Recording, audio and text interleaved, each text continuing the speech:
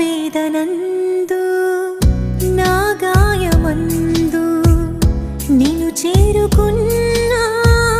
నా యేసయ్యా నీ చరణమందు నీ ధ్యానమందు నిన్ను కోరుకున్నా నీ ప్రేమకై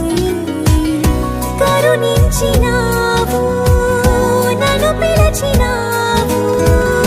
గమనించిన